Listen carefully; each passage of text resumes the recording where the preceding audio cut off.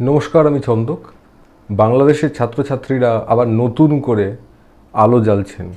কেবলমাত্র বাংলাদেশে নয়, তামাম উপমহাদেশে এবং বাইরের পৃথিবীতে যারা যারা স্বৈর শাসক রয়েছেন তাদের বুকে কাঁপন ধরিয়ে দিচ্ছেন।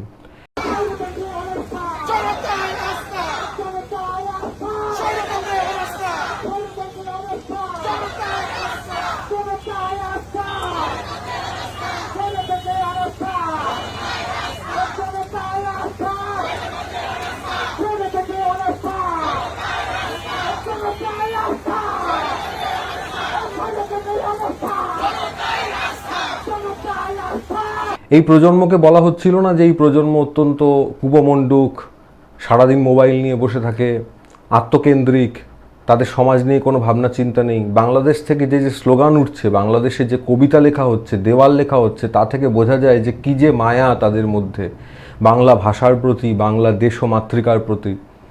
এটা অকল্পনীয় এবং এইটা ভাবা দরকার ওখানের হাসিনাকে এবং এখানের নরেন্দ্র মোদীকে, যে স্বৈর শাসন চালালে, মানুষকে ভোট দানের অধিকার না দিলে, মানুষের মানবাধিকার খর্ব করলে কি হতে পারে। বাংলাদেশে গুলি চালিয়ে 200-300 ছাত্রছাত্রীকে হত্যা করে, হাজারেরও উপর মানুষকে আহত করে, সেখানে সাউন্ড গ্রেনেড ছুঁড়ে, কাঁদানে গ্যাস ছুঁড়ে, সেনাবাহিনীকে কাজে লাগিয়ে গুলি ছুঁড়ে ছাদ থেকে ফেলে দিয়ে যে ঘটনা ঘটানোর চেষ্টা করেছেন ওখানকার প্রধানমন্ত্রী হাসিনা, তারপরেও বাংলাদেশ থামেনি। কালকেই দেখছিলাম যে শাহবাগ চত্বরে, খুলনায়, চট্টগ্রামে, বরিশালে, ঢাকায় বহু জায়গায় মানুষ স্বতঃস্ফূর্তভাবে নেমে এসছে। রিক্সা মামারা ওখানে স্যালিউট জানাচ্ছে ছাত্রছাত্রীদেরকে।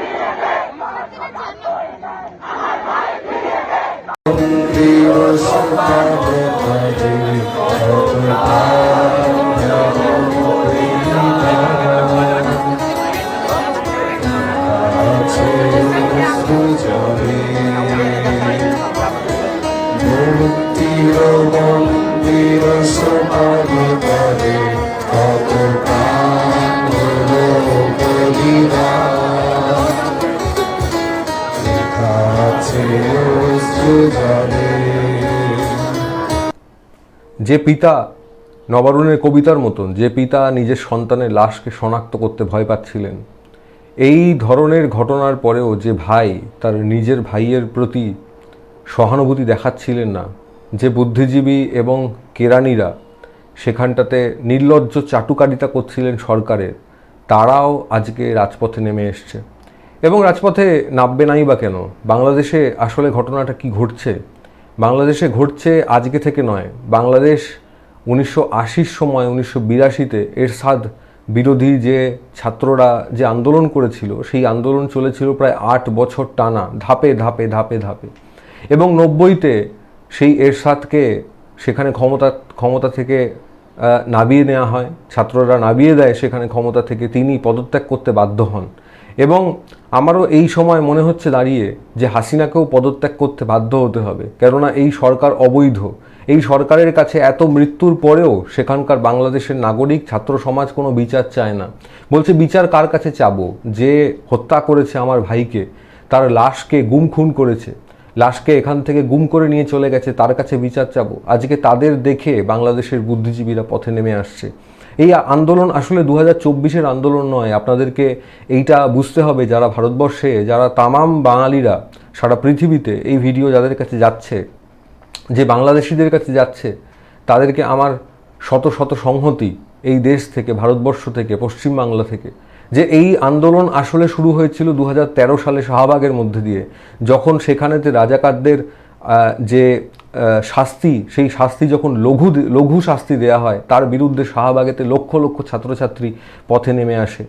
এবং তারপরে 15 থেকে নিরবিচ্ছিন্নভাবে আন্দোলন চলেছে। 15-তে ওখানে জানেন আপনারা অনেকেই যে মঙ্গল শোভাযাত্রা হয় এবং সেখানেতে বহু মানুষের ঢল নামে পয়লা বৈশাখে। সেই পয়লা বৈশাখে মঙ্গল শোভাযাত্রার দিনকে নারীরা কী ধরনের পোশাক পরবে তার জন্য কুরুচিকর মন্তব্য করে এবং সেখানে বেশ কিছু পুরুষেরা, সেখানে এমন ঘটনা ঘটে যে নারীদের শরীর থেকে পোশাক পর্যন্ত খুলে নেওয়া হয়। সেখানে তারা তাদের স্বামীদেরকে, তাদের ভাইদেরকে আঁকড়ে ধরে তাদের লজ্জা নিবারণ করেছিল সেদিন। তার বিরুদ্ধে ওখানে নারীরা প্রতিবাদে গর্জে ওঠে 2015 সালে, এবং তা একটা বিপুল বিক্ষোভের জন্ম দেয়। এরপরেতে আমরা যদি নজর রাখি তাহলে আমরা দেখতে পাবো যে ওখানে বেসরকারি যে বিশ্ববিদ্যালয়গুলি হয়ে গেছে, এই প্রতিটি কথা খুব ইম্পর্টেন্ট ভারতবর্ষের জন্য, পশ্চিমবঙ্গের জন্য, যে এখানে বেসরকারিকরণ হচ্ছে কলেজে এবং ফি বৃদ্ধি হয়ে যাচ্ছে। তো তার বিরুদ্ধে কিভাবে লড়তে হবে তা বাংলাদেশ দেখিয়ে দিয়েছিল ভ্যাট বিরোধী আন্দোলনে। ওখানের যে বেসরকারি উচ্চশিক্ষা, সেই উচ্চশিক্ষায় 10% ভ্যাট অর্থাৎ ওখানে ট্যাক্স লাগু করা হয়েছিল, এবং ছাত্ররা সরকারকে বাধ্য করেছিল সেই ট্যাক্স কমিয়ে আনতে। সেই ভ্যাট বিরোধী আন্দোলনও ব্যাপক পরিমাণে ছাত্রদেরকে সেখানে জমায়েত করতে সাহায্য করে, মজুত করে ছাত্রদেরকে, এবং তার চাপে সরকার ভ্যাট তুলে নেয়, অনেকটা শতাংশ ভ্যাট তুলে নেয়। এর পরেও আমরা এখানে দেখতে পাচ্ছি ভারতবর্ষে, বারবার এই কথাটা এই জন্যই বলছি যে ভারতবর্ষে দেখতে পাচ্ছি যে কিভাবে ডাক্তারি পরীক্ষায় কারচুপি হচ্ছে, কিভাবে ডাক্তারি পরীক্ষায় প্রশ্ন ফাঁস হচ্ছে। বাংলাদেশ কিন্তু ডাক্তারি পরীক্ষায় প্রশ্ন ফাঁসের বিরুদ্ধে একটা ব্যাপক আন্দোলন করেছে। এরপরে 2018 কোটা আন্দোলন, যেখানে মুক্তিযুদ্ধর চেতনা, মুক্তিযোদ্ধারা বলেননি যে তাদের নাতিপুতিরা পর্যন্ত এই কোটার সুযোগ পাক। সেখানে 18 সালে প্রথম কোটা আন্দোলন হয়। তারপরে দেখা যাবে যে 22 সালেতে সেখানে নিরাপদ সড়কের আন্দোলন হয়। নিরাপদ সড়কে তো এমন অবস্থা স্কুলের ছাত্রছাত্রীরা করেছিল যেখানে ঢাকা শহর প্রায় 7 দিনের জন্য অবরুদ্ধ হয়ে গিয়েছিল, ছাত্রছাত্রীদের মুক্তাঞ্চলে পরিণত হয়েছিল। ছাত্রছাত্রীরা পুলিশের গাড়িতে তাদের ড্রাইভিং লাইসেন্স দেখে তারপরে তারা গিয়ে সড়কেতে নেমে আসে ট্রাফিক পুলিশের ভূমিকায়, কেননা সেখানে ট্রাফিক পুলিশের কোনো ধরনের ভূমিকা ছিল না। ফলত এইটাকে আমাদের দেখতে হবে যে নারী নির্যাতন বিরোধী আন্দোলন 2015-তে, 2013-তে শাহবাগের যে রাজাকারদের শাস্তি চাই, রাজাকারদের ফাঁসি চাই এর আন্দোলন, তারপরেতে ওখানে উচ্চশিক্ষায় যে বেসরকারিকরণ হয়েছে, ব্যাপক পরিমাণে বেসরকারিকরণ হয়েছে, তার বিরুদ্ধে ছাত্রছাত্রীদের গণজমায়েত, তারপরে ডাক্তারি পরীক্ষায় যে প্রশ্ন ফাঁস হয়েছে তার বিরুদ্ধে মানুষের জমায়েত, এরপরে 18 সালের এই কোটা আন্দোলন, তারপরেতে এই 22 সালেতে দেখা যাবে যে নিরাপদ সড়কের আন্দোলন, তারপরেতে 24 সালে এখন দেখা যাচ্ছে সেটা হচ্ছে যে প্রায় এই স্বৈর শাসকের পতনের জন্য সারা বাংলাদেশ আজকে বুক বাঁধছে। তারা এই স্লোগান দিচ্ছে যে গুলি কর, বুকের মধ্যে অনেক ঝড়, বুক পেতেছি গুলি কর। এটা কেবলমাত্র আবু সৈয়দের কথা নয়, এটা বাংলাদেশের কেবলমাত্র একজন শহীদের কথা না, সারা বাংলাদেশের কথা।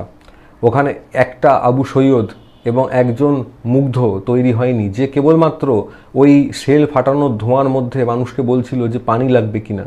এটা প্রতিটা বাংলাদেশের, আপনারা যদি ভিডিওগুলি দেখেন তাহলে দেখতে পাবেন যে বাংলাদেশের প্রতিজন শিক্ষার্থী, বাংলাদেশের প্রতিজন পড়ুয়া, তাদের এটা কণ্ঠস্বর, এবং তা আজকে বাংলাদেশের সরকারকে ইন্টারনেট বন্ধ করতে বাধ্য করেছে। বাংলাদেশের সরকার সেনাবাহিনী নামিয়ে দিয়েছে, বাংলাদেশের সরকার পুলিশ নামিয়েছে, বাংলাদেশেতে কোনো ধরনের সংবাদপত্রের স্বাধীনতা নেই। আমাদের ভারতবর্ষের সাথে অনেকটা মিল পাচ্ছেন না, এবং ভারতবর্ষের সাথে অনেকটা মিল পাবেনও যদি ভারতবর্ষে এই পরিমাণ সরকারি কলেজগুলিকে বন্ধ করে দেওয়া হয়, বেসরকারিকরণ হয়, এবং শিক্ষাতে এত পরিমাণে মানুষকে টাকা পয়সা খরচা করতে হয়, ডাক্তারি পরীক্ষায় কেলেঙ্কারি হয়, মানুষের স্বাস্থ্যের, মানুষের শিক্ষার যদি কোনো অধিকার না থাকে, তাহলে কিন্তু বাংলাদেশের দিকে তাকিয়ে আমাদের দেশের স্বৈরশাসক একবার তাকাক যে বাংলাদেশের অবস্থা কী। আমরা এই দেশ থেকে কেবলমাত্র বাংলাদেশের প্রতি সংহতি জানাতে পারি, আমরা শত শত স্যালিউট জানাতে পারি বাংলাদেশের প্রতি। বাংলাদেশের এই আন্দোলন থেমে যাবে না। এই স্বৈর শাসকের পতন দেখবে বাংলাদেশ, আমাদের গোটা উপমহাদেশের ছাত্ররা, ছাত্রীরা, তারা এই বাংলাদেশের ছাত্রছাত্রী পড়ুয়াদের কাছে, বাংলাদেশের ছাত্রছাত্রীদেরকে তারা কুর্নিশ জানাবে, শত শত স্যালিউট জানাবে সারা উপমহাদেশের ছাত্রছাত্রীরা। তার জন্য তাকিয়ে আমরা বসে আছি বাংলাদেশের জন্য। এই বাংলাদেশের আন্দোলন প্রায় একটা নিরবিচ্ছিন্ন, একটা পার্মানেন্ট বিদ্রোহের দিকে এগোচ্ছে। যতক্ষণ না সেখানে স্বৈর শাসকের পতন হচ্ছে ততক্ষণ বাংলাদেশ থেমে যাবে বলে অন্তত আমার মনে হয় না।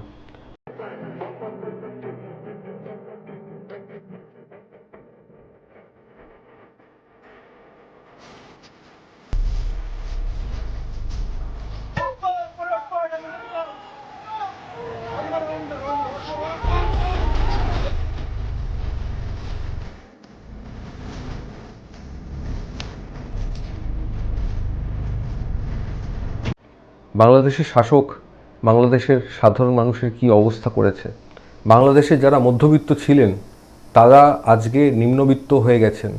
তাদের বাংলাদেশের পথে পথে এত ভিখারি এর আগে কোনো দিন দেখা যায়নি। বাংলাদেশ দারিদ্র্যে, বাংলাদেশ তার শিক্ষায় কি অবস্থা বাংলাদেশের শাসক, স্বৈর শাসক তৈরি করেছে তার চোখে দেখা যায় না। বাংলাদেশের মানুষকে প্রতিদিন যে সস্তার, যে সরকারি, যে ন্যায্য মূল্যের দোকান, যে সেখান থেকে লাইন দিয়ে সবজি কিনতে হয়, সেখান থেকে মুদিখানার দোকান করতে হয়। তারা সাধারণ মুদিখানা থেকে দোকানপত্র করতে পারেন না, সবজি মুদিখানার দোকান কিনতে পারেন না। বাংলাদেশের যে গর্বের জায়গা ছিল, যে পোশাক শিল্প, সেই পোশাক শিল্পে এক বছর আমরা আগেই দেখেছি যে পোশাক শিল্পে কী ধরনের অবস্থা হয়েছে।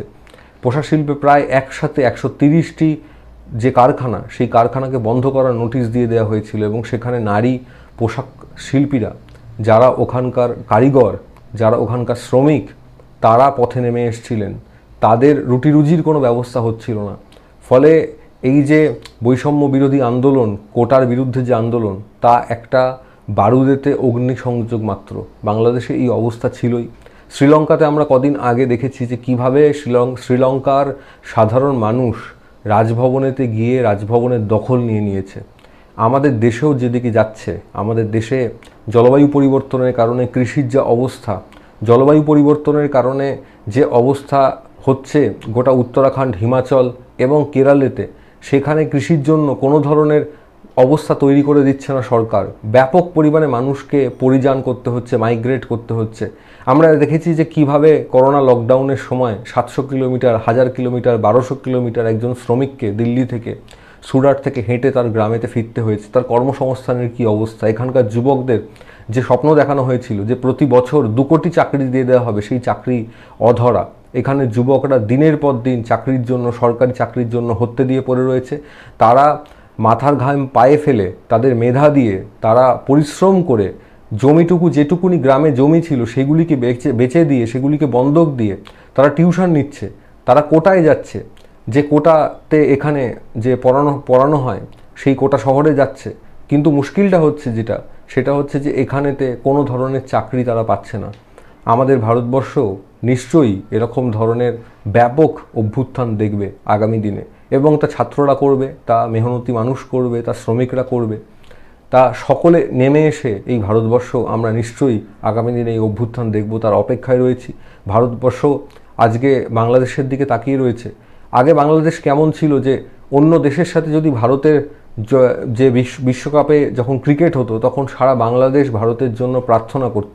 আজকে ভারতের শাসক ওখানকার স্বৈর শাসককে বিগত 10 বছর 15 বছর ধরে এমন সমর্থন জানিয়েছে, ব্যাপকভাবে সমর্থন জানিয়েছে যে বাংলাদেশের সাধারণ জনগণ ভারতবর্ষের পশ্চিমবঙ্গের সাধারণ জনগণের বিপক্ষে হয়ে গেছে।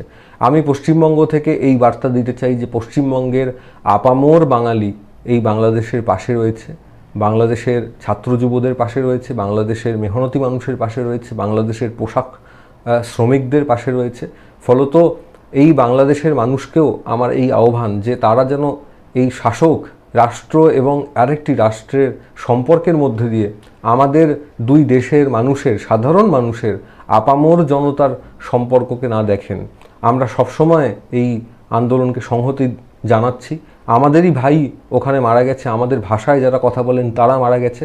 আমরা এখান থেকে যেভাবে পারি আমাদের এখানের এই যে বিকল্প মাধ্যমগুলি, তাই দিয়ে সমর্থন জানাচ্ছি। আমাদের এখানে বাংলাদেশ দূতাবাসে আমাদের এখানের ছাত্রছাত্রীরা, এখানকার নাগরিক সমাজ যে বিক্ষোভ জানিয়েছিল, আমি এও জানিয়ে দিতে চাই যে আমাদের দেশের স্বৈরশাসক, আমাদের দেশের নরেন্দ্র মোদী, তিনি নিশ্চয়ই বার্তা দিয়েছিলেন যে বাংলাদেশের দূতাবাসে কোনো ধরনের বিক্ষোভ করা যাবে না।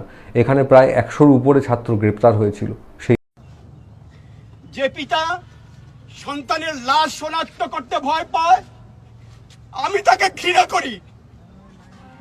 যে ভাই এখনো স্বাভাবিক নির্লজ্জ হয়ে আছে, আমি তাকে ঘৃণা করি। যে শিক্ষক, বুদ্ধিজীবী, কবি ও কেরানি প্রকাশ্য পথে এই হত্যার প্রতিশোধ চায় না, আমি তাকে ঘৃণা করি। এই মৃত্যু পতাকা আমার দেশ না, এই জল্লাদের উল্লাস মঞ্চ আমার দেশ না, এই বিস্তীর্ণ শ্মশান আমার দেশ না, এই রক্ত স্নাত কসাইখানা আমার দেশ না। ধন্যবাদ সবাইকে। বাংলাদেশ, তোমরা এগিয়ে চলো, তোমরা আলোকবর্তিকার মতন এই গোটা উপমহাদেশে আলো জ্বেলে দাও। তোমাদের গানগুলি আমরা শুনছি। এই রকম ধরনের যে ছবি বাংলাদেশ থেকে মাঝে মধ্যে ভেসে আসছে, এ হয়তো 1000 বছর ধরে অপেক্ষা করলে একটা ছবি ভেসে আসে। আমি কালকেই দেখলাম যে একজন রিক্সাচালক বন্ধু, তিনি ছাত্রদের যে মিছিল তাকে স্যালিউট করছেন। আমরাও সকলে বাংলাদেশকে স্যালিউট করছি। বাংলাদেশ এই লড়াই জিতবে। ধন্যবাদ।